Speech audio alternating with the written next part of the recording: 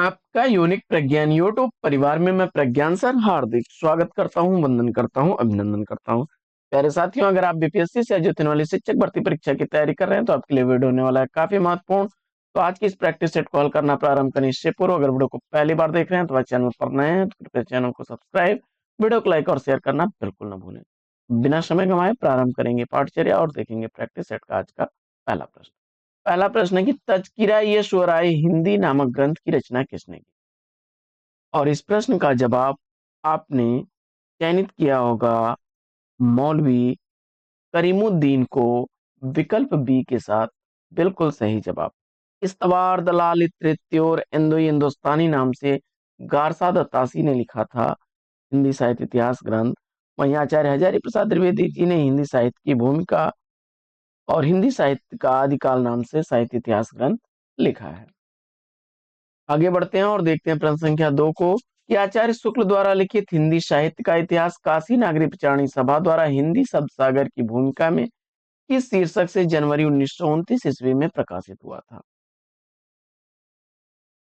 दिए गए विकल्पों में आपने सेलेक्ट कर लिया होगा किसको? हिंदी साहित्य का विकास, विकल्प सी को। बिल्कुल सही जवाब। आगे बढ़ते हैं।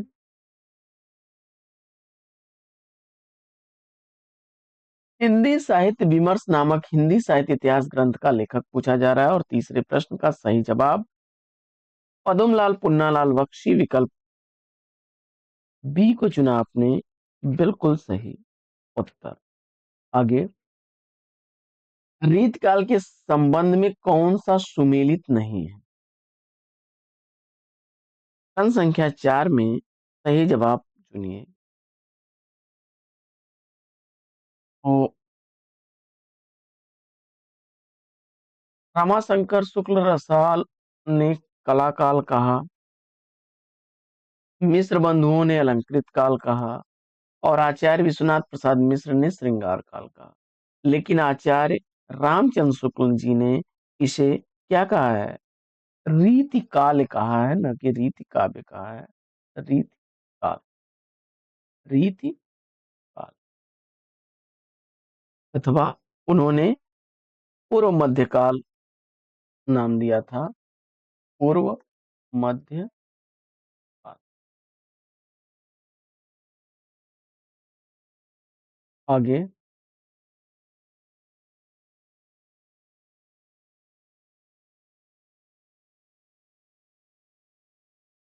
उत्तर अपभ्रंश को पुरानी हिंदी की संज्ञा से अभिहित करने वाले लेखक कौन है?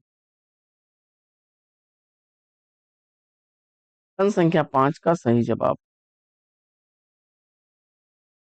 दिए गए विकल्पों में चंदन शर्मा गुलेरी, विकल्प डी को चुनिए। Right answer. पढ़ते हैं आगे और देखते हैं अगला प्रश्न।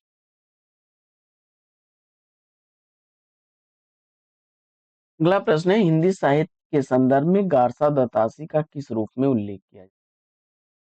गारसा दत्तासी ने लिखा था इस्तवार दलाल तृतीय हिंदुस्तानी इतिहास ग्रंथ, विकल्प सी के साथ राइट आंसर के साथ हैं आप। अवघड़ का संबंध निम्न में से किससे है? प्रश्न संख्या 7 का सही जवाब गोरखनाथ, विकल्प डी को चुना तो राइट आंसर। आगे, आदिकाल के नामकरण के संबंध में कौन सा एक सुमेलित है? प्रश्न संख्या 8 का सही जवाब चयनित करिए।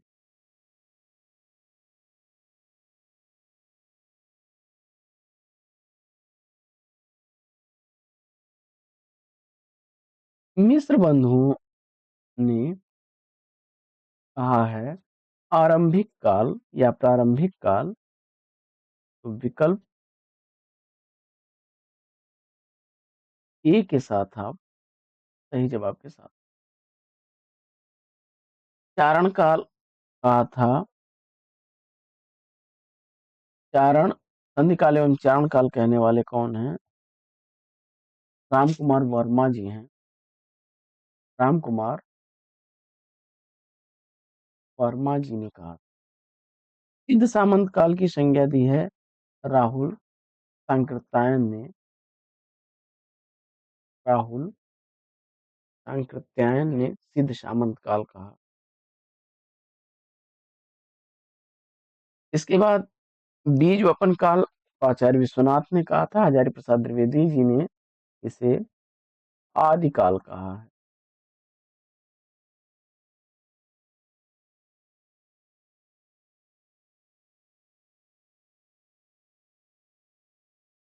पियर्सन महोदय ने केवल चारण काल कहा है। चारण काल कहा है पियर्सन। आगे बढ़ते हैं और देखते हैं अगला प्रश्न कि निम्नलिखित में से कौन सा नाम नवनाथों में सम्मिलित नहीं है। 9वें प्रश्न का सही जवाब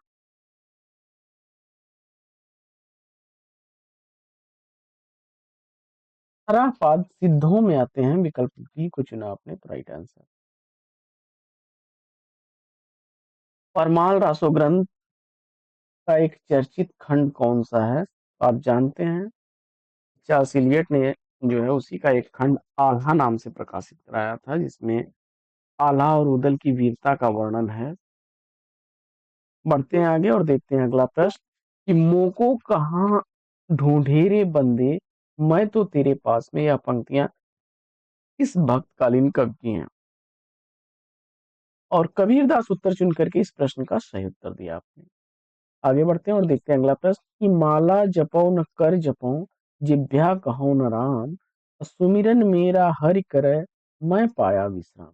यह पंक्तियां किस रचनाकार की हैं? और इस प्रश्न का जवाब मलूक दास, विकल्प बी को चुन लिया तो राइट आंसर। अगला प्रश्न है कि निम्नलिखित में से कौन सा एक ग्रंथ अवधी भाषा में लिखित नहीं है? प्रश्न संख्या 13 का सही जवाब राजस्थानी भाषा में लिखा गया है। राजस्थानी भाषा में लिखा गया है। हंसावली असाइद द्वारा लिखी गई रचना है।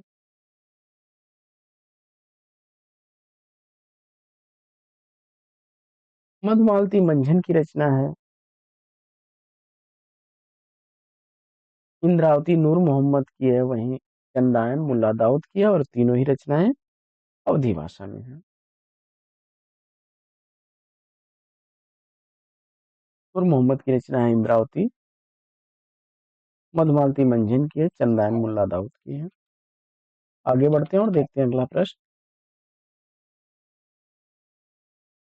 तुलसीदास रूपकों के बादशाह हैं, यह कथन हिंदी के किस आलोचक का है? तुलसीदास रूपकों के बादशाह हैं, यह कथन हिंदी के किस आलोचक का है? प्रश्न संख्या 14 का सही जवाब रूपकों का बादशाह तुलसीदास को कहने वाले कौन हैं? तो डॉक्टर बच्चन सिंह हैं। विकल्प सी इस प्रश्न का राइट आंसर। अगला प्रश्न है कि बरवय नायिका भेद, मद नाटक, रास पंचाध्यायी एवं खेल कौतुकम किसके ग्रंथ? प्रश्न संख्या 15 का सही जवाब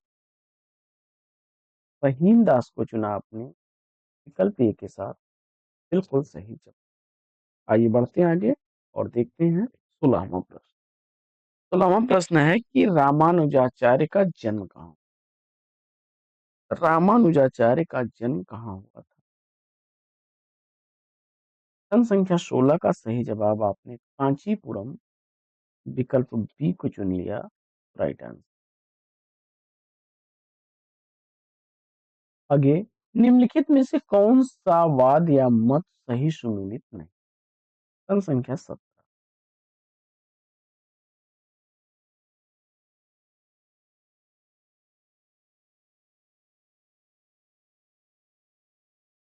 देखिए इसमें द्वैताद्वैतवाद जो है यह सुमेलित सही नहीं है। द्वैताद्वैतवाद के संस्थापक जो आपके हैं वह निम्बार्काचार्य हैं। निम्बार्काचार्य हैं। बाकी शुद्धाद्वैतवाद वल्लभाचार्य, द्वैताद्वैतवाद मध्वाचार्य और विशिष्टाद्वैतवाद रामानुजाचार्य सही सुमेलित है। बढ़ते हैं प्रश्न संख्या 18 की तरफ। 18वां प्रश्न है कि ग्रियर्सन के अनुसार किसका उपनाम नारायण दास था? प्रश्न संख्या 18 का सही जवाब नारायण दास किसका उपनाम था?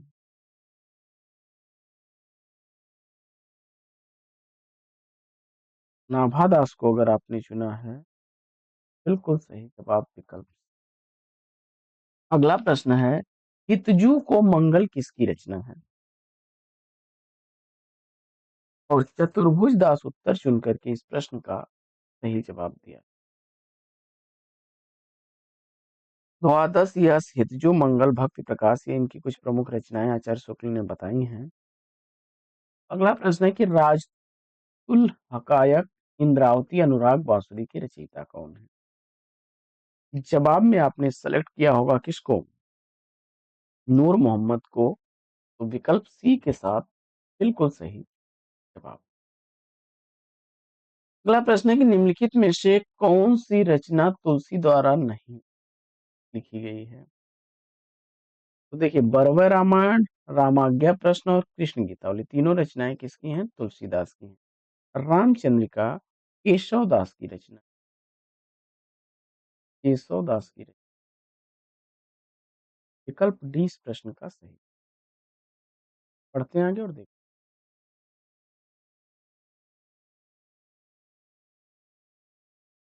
हैं। रामचरितमानस में कौन सा संवाद संबंधित नहीं?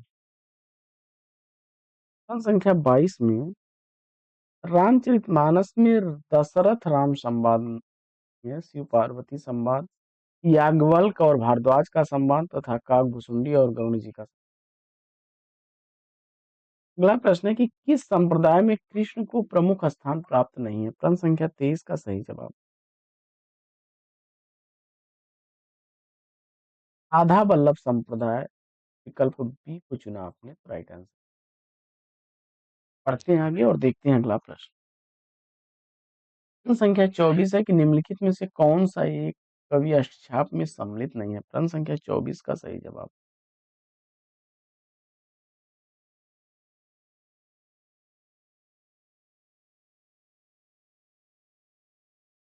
सुंदर दास, विकल्प ए को चुना आपने, तो राइट आंसर। आगे बढ़ते हैं और अगला प्रश्न है कि लोगन कवित की वो खेल करी जानो है, यह पंक्ति किस कवि द्वारा रचित है? प्रश्न संख्या 25 का सही जवाब।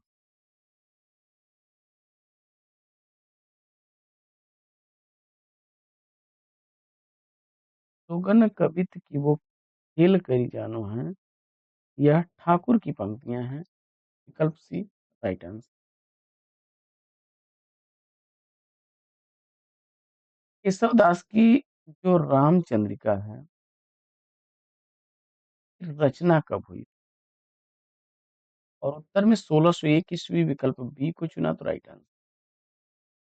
आगे, ऊंचे घोर मंदिर के अंदर रहने वाली, ऊंचे घोर मंदिर के अंदर रहती हैं, यह पंक्तियां किस? उत्तर में आपने भूषण को चुना, विकल्प सी राइट आंसर। शिवराज भूषण, शिवा बावनी, छत्रसाल दशक भूषण, उल्लास भूषण हजारा, ये सब रचनाएं इनकी हैं।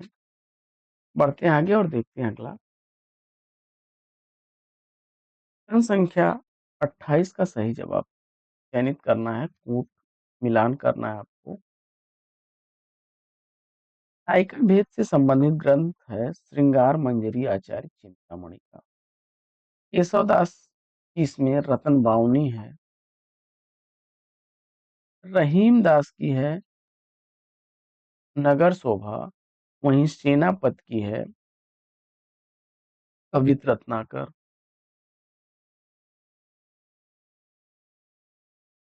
आगे बढ़ते हैं और देखते हैं अगला प्रश्न।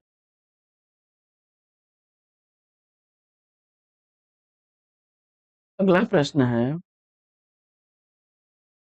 निम्नलिखित में नायिका भेद से संबंधित ग्रंथ पूछा जा रहा है और प्रश्न संख्या 29 का सही।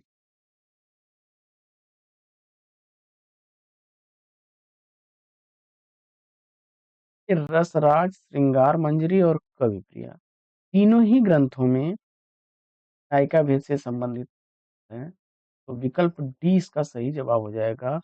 रसराज मतिराम की रचना है, रसराज मतिराम की रचना है। वहीं कवि प्रिया केशव दास की रचना है। श्रृंगार मंजरी, श्रृंगार मंजरी चिंतामणि की। आगे बढ़ते हैं और देखते हैं अगला प्रश्न कि नागरी नीरद तथा आनंद कादम्बनी पत्रिकाओं के संपादक कौन थे? प्रश्न संख्या 30 का सही जवाब बद्री नारायण चौधरी। प्रेम घन को चुना आपने, तो विकल्प सी राइट आंसर। अगला प्रश्न है कि हिंदी के व्याकरण की शुद्धता और भाषा की सफाई का प्रवर्तक किसे माना जाता है? दिए गए विकल्पों में आचार्य महावीर प्रसाद द्विवेदी विकल्प ए को चुना आपने, तो राइट आंसर। आगे बढ़ते हैं और देखते हैं अगला प्रश्न कि महावीर प्रसाद द्विवेदी युग में समस्या पूर्ति का केंद्र कौन सा था? प्रश्न संख्या 32 का सही जवाब कानपुर विकल्प डी को चुना, तो राइट आंसर।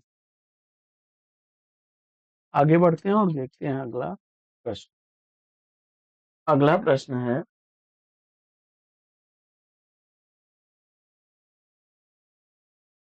जयद्रथ वध, यशोधरा, जय भारत, पंचवटी की रचनाकार कौन? जयद्रथ वध, यशोधरा, जय भारत तथा पंचवटी का रचनाकार पूछा जा रहा है। संख्या 33 का सही जवाब मैथिली शरण गुप्त विकल्प डी को चुना, तो राइट आंसर। अगला प्रश्न है कि मैं नीर भरी दुख की बदली, यह गीत महादेवी वर्मा के किस काव्य संग्रह से संबंध? संख्या 34 का सही जवाब आपने चांद गीत को चुना, राइट आंसर के साथ में विकल्प। आगे छायावाद के विषय में निम्नलिखित कथन किस आलोचक का है? परमात्मा की छाया आत्मा पर और आत्मा की छाया परमात्मा पर पड़ने से ही छायावाद की सृष्टि। और इस प्रश्न का जवाब आपने सेलेक्ट किया होगा किसको? यह कथन है डॉक्टर रामकुमार वर्मा का, विकल्प डी राइट आंसर। बढ़ते हैं आगे और देखते हैं अगला प्रश्न। अपराजिता मधुलिका नामक काव्य संग्रह के रचनाकार कौन है? अपराजिता मधुलिका नामक काव्य संग्रह का रचनाकार रामेश्वर शुक्लांचल, विकल्प ए को चुना आपने, तो राइट आंसर। आगे बढ़ते हैं और देखते हैं अगला प्रश्न कि निम्नलिखित में से कौन सा संस्मरणात्मक रेखाचित्र महादेवी वर्मा का नहीं है? प्रश्न संख्या 37 का सही जवाब रामधारी सिंह दिनकर को चुना आपने।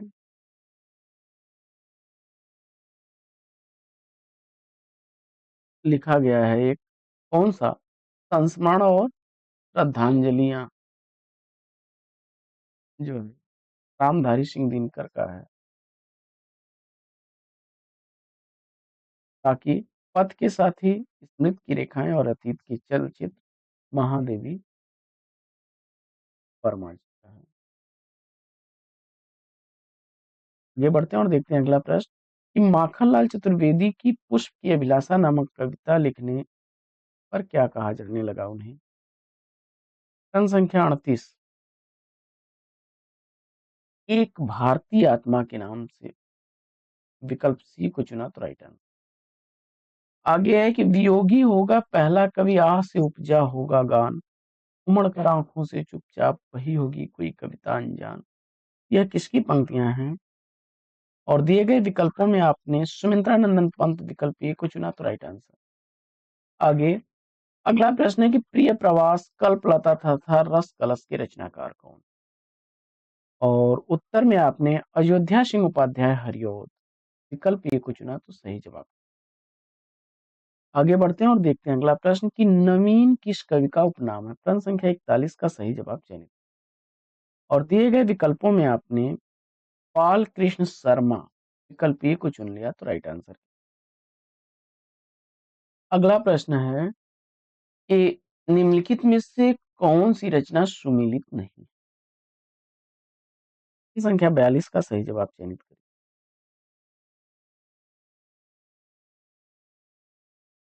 गीत फरोश भवानी प्रसाद मिश्र की, अंधा युग धर्मवीर भारती की और मधुशाला हरिवंश राय बच्चन। मृत तृष्णा कुंवर नारायण की रचना,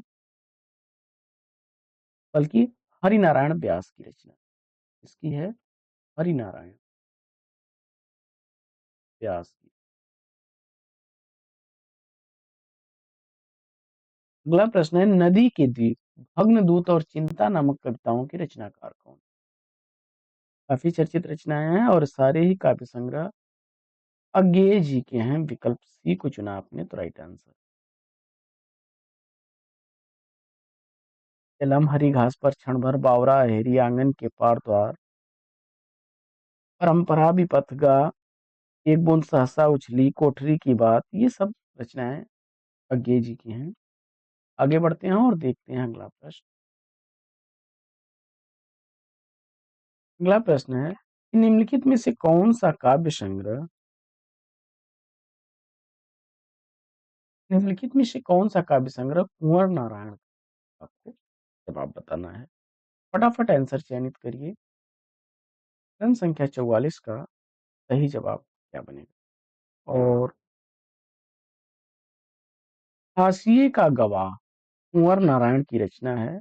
नई कविता आंदोलन के कवि रहे हुए इनकी कुछ अन्य प्रमुख रचनाओं में अगर बात की जाए तो चक्रव्यूह, परिवेश, हम तुम, अपने सामने कोई दूसरा नहीं, ये कुंवर नारायण की रचनाएं हैं।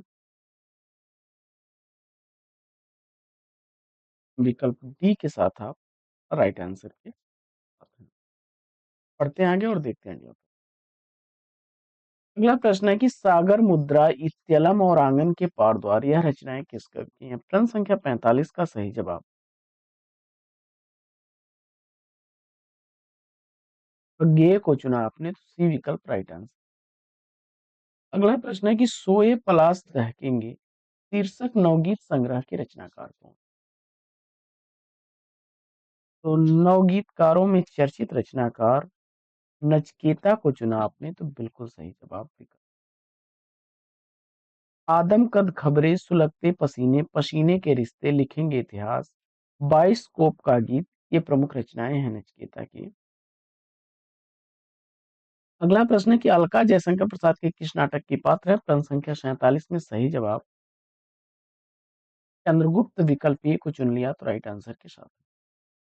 अगला प्रश्न है कि श्री चंद्रावली नाटिका विशस्य विस्मयोषधम नाटक के लेखक कौन है? प्रश्न संख्या 48 का सही जवाब भारतेंदु हरिश्चंद्र को चुना आपने तो विकल्प सी बिल्कुल। अगला प्रश्न है कि मुक्ति पथ, अश्वत्थामा और विश्वामित्र नाटकों के लेखक कौन है? प्रश्न संख्या 49 में सही जवाब उदय शंकर भट्ट, विकल्प बी को चुना तो राइट आंसर। शिला, राका, मानसी, विसर्जन, अमृत और विष, ये भट्ट जी की अन्य काव्य रचनाएं हैं। वहीं विक्रमादित्य, सागर विजय, कमला, अंतहीन, अंत, ये सब भट्ट जी की नाट्य रचनाएं हैं। आगे, निम्नलिखित में भुवनेश्वर द्वारा लिखित एकांकी कौन सी? काफी चर्चित रचना, अगर स्ट्राइक को चुना आपने विकल्प बी तो राइट आंसर। आगे, दिव्या इस विधा की रचना है। यशपाल द्वारा लिखा गया यह उपन्यास है, विकल्प सी राइट आंसर। आगे बढ़ते हैं और देखते हैं अगला प्रश्न कि प्रेमचंद्र युग को युग कहने का आधार क्या है? प्रश्न संख्या 52 का सही जवाब आपने चयनित कर लिया है किसको? उप, उपन्यासों को, तो बिल्कुल सही जवाब विकल्प ए राइट आंसर। आगे, कोठरी की बात उपन्यास, कोठरी की बात नामक कहानी के लेखक, और दिए गए विकल्पों में मुझे उम्मीद है कि आपने अज्ञेय को चुना होगा, विकल्प ए के साथ राइट आंसर। अगला प्रश्न, सुरेंद्र वर्मा द्वारा लिखा गया मुझे चांद चाहिए की नायिका कौन है? सुरेंद्र वर्मा द्वारा लिखे गए उपन्यास मुझे चांद चाहिए की नायिका वर्षा वशिष्ठ है, विकल्प सी इस प्रश्न का राइट आंसर। आगे और देखते हैं अगला।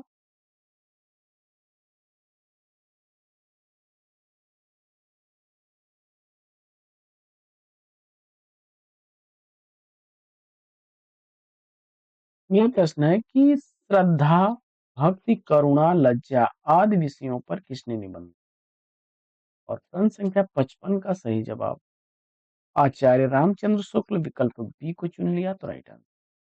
अगला प्रश्न है कि चक्कर क्लब के रचनाकार कौन है? और यशपाल उत्तर चुनकर के इस प्रश्न का राइट आंसर।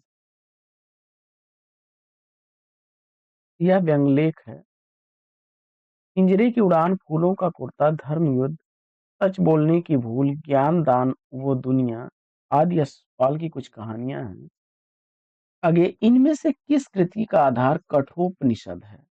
प्रश्न संख्या 57 का सही जवाब वह नारायण द्वारा लिखी गई आत्मजयी को चुना आपने। राइट आंसर है विकल्प सी सही जवाब। अगला प्रश्न है कि भारतेंदु बाबू हरिश्चंद्र का जीवन चरित्र ग्रंथ के रचनाकार कौन? 1905 ईस्वी की लिखी गई यह रचना राधा कृष्ण दास द्वारा लिखी गई है। विकल्प सी राइट आंसर। अगला प्रश्न है कि माटी की मूर्तें, लाल तारा और गेहूं और गुलाब रेखाचित्र किसके द्वारा लिखे गए हैं? और इस प्रश्न का जवाब राम वृक्ष बेनीपुरी विकल्प ए को चुना आपने, तो राइट आंसर। आगे बढ़ते हैं और देखते हैं प्रश्न संख्या 60 को कि अतीत के चलचित्र किस विधा की रचना है? प्रश्न संख्या 60 का सही जवाब महादेवी वर्मा को चुना आपने।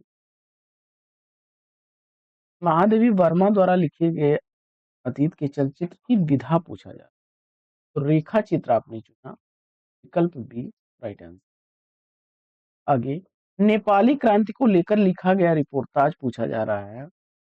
प्रश्न संख्या 61 का सही जवाब फणीश्वर नाथ रेणु विकल्प बी को चुन लिया, तो राइट आंसर। दीर्घ तपा, जुलूस, परती परिकथा, कितने चौराहे, मैला आंचल इनके अन्य प्रमुख उपन्यास हैं। कुमरी अग्निखोर, अच्छे आदमी इनकी प्रसिद्ध कहानियां हैं। तीनों पर चांदनी रचना किस विधा में की? यह चीणों पर चांदनी यात्रा वृतांत निर्मल वर्मा द्वारा लिखा गया है। यात्रा वृत्त है निर्मल वर्मा का। अगला प्रश्न है कि जमाने में हम आत्मकथा के रचनाकार कौन? प्रश्न संख्या 63 का सही जवाब आपने निर्मला जैन द्वारा लिखी गई यह क्या है? आत्मकथा है। विकल्प डी बिल्कुल सही जवाब। अगला प्रश्न है कि इंग्लैंड से प्रकाशित होने वाले पत्र का नाम पूछा जा रहा है। प्रश्न संख्या 64 का सही जवाब हिंदुस्तान विकल्प डी को चुन लिया, तो राइट आंसर। आगे, औरत की बोली कृति के रचनाकार कौन है? प्रश्न संख्या 65 औरत की बोली रचना यह गीता श्री की रचना है। विकल्प बी बिल्कुल सही। आगे बढ़ते हैं और देखते हैं। अगला प्रश्न है कि गोरखबानी नामक पुस्तक के संपादक, गोरखबानी पुस्तक का संपादक पीताम्बर दत्त बड़थवाल विकल्प बी को चुना, तो राइट आंसर। आगे बढ़ते हैं और देखते हैं अगला प्रश्न कि ऐसे उल्लुओं को बृहस्पति भी नहीं समझा सकते, इस वाक्य में किस शब्द शक्ति का प्रकटीकरण हो रहा है? प्रश्न संख्या 67 का सही जवाब लक्षणा शब्द शक्ति विकल्प सी का चयन किया, तो राइट आंसर। आगे, शब्दार्थो सहितौ काव्यम गद्यम तद विधा काव्य की यह परिभाषा किसने दी? प्रश्न संख्या 68 का सही जवाब आचार्य भामह विकल्प डी को चुना, तो राइट आंसर। प्रश्न है कि काव्य को प्रकृति की अनुकृति किसने माना है? काव्य को प्रकृति की अनुकृति किसने माना है? और इस प्रश्न का जवाब आपने चयनित किया होगा इसको अरस्तु को, तो विकल्प सी के साथ राइट आंसर। अगला प्रश्न कि नए इलाके में किसकी काव्य रचना है? और वो कमल उत्तर चुन करके राइट आंसर दिया है। और पांडव की प्रतिमा सम लेखों अर्जुन भीम महामति देखो, यह पंक्तियों में काव्य दोष पूछा जा रहा है। और दिए गए विकल्पों में आपने काल दोष सेलेक्ट किया, विकल्प डी तो राइट आंसर। अगला प्रश्न है निम्नलिखित में से विभाव का भेद पूछा जा रहा है।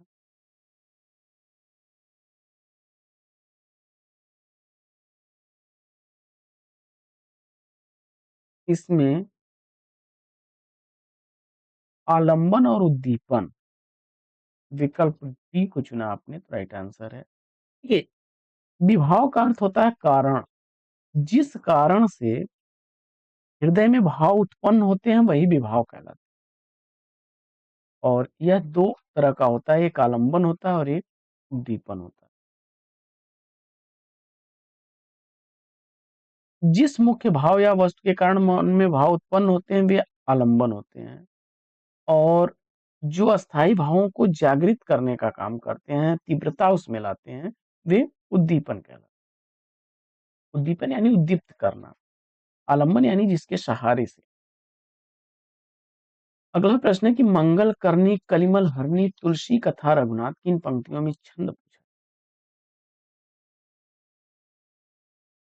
और दिए गए विकल्पों में हरगीत का छंद विकल्प बी को चुना तो राइट आंसर।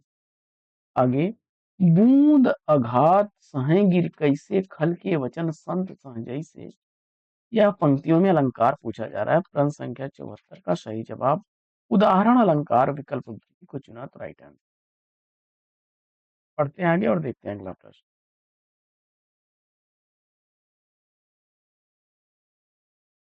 कर सरोज जयमाल उठाई प्रेम विवश पहिराय न जाई, उपयुक्त पंक्तियों में जो है किस अलंकार का प्रयोग हुआ है। प्रश्न संख्या 75 का सही जवाब रूपक अलंकार विकल्प डी को चुना। अगला प्रश्न है कि निम्नलिखित में से कौन सी बोली राजस्थानी से संबंधित नहीं है। प्रश्न संख्या 76 का सही जवाब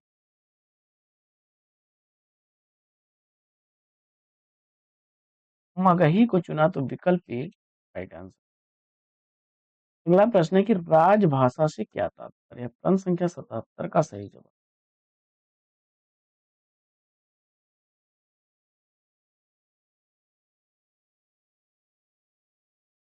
सरकारी कार्यालयों की भाषा विकल्प डी को चुना तो राइट आंसर। अगला प्रश्न है कि निम्नलिखित में से कौन सी भाषा देवनागरी लिपि में नहीं लिखी है। पंजाबी आपकी जो है यह गुरुमुखी लिपि में लिखी जाती है। यह प्रश्न है कि संविधान की 8वीं अनुसूची में अनुसूचित 22 भाषाओं में किसका उल्लेख नहीं है।